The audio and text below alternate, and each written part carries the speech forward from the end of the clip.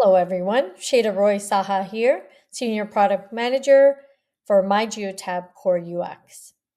We're always listening to your feedback, and today I'm excited to show you how we've made beta features in myGeotab even better. Many of you have asked for a quicker way to enable beta features, sifting through a long list and turning them on one by one. Yeah, we knew there had to be a smoother way. So we've supercharged the beta features tab in myGeotab.